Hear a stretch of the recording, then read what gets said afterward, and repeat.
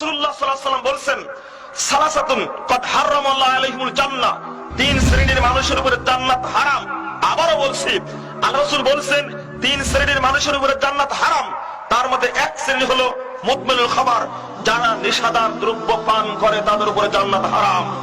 গাঁজাখোর, মদখোর, জোয়ানিখোর, ফেন্সিডিলখোর, বিড়িখোর, হিরোইনখোর, মদখোর, আলাখোর, জর্দাখোর, বিড়িখোর, সিগারেটখোর, যেটাই খান না কেন হারামে জর্জরিত, খেলে আপনার দেহ অপবিত্র, এই অপবিত্র দেহ জান্নাতে যাবে না। আপনাকে ছাড়তেই হবে, আজকে তওবা করতে হবে। দুই নম্বর হলো লাক্কু, যারা পিতামাতার অবাধ্য তারা জান্নাতে যাবে না, জান্নাতের উপর হারাম। পিতামাতাকে দেখতেই হবে মৃত্যু পর্যন্ত, পিতামাতাকে ছাড়া যাবে না, পিতামাতার খেদমত করতেই হবে।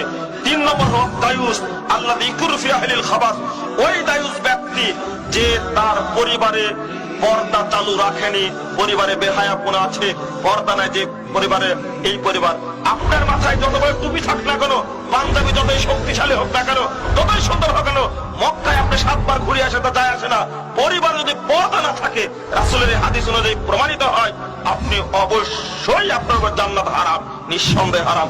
আল্লাহ রাসূল বলেছেন হারাম।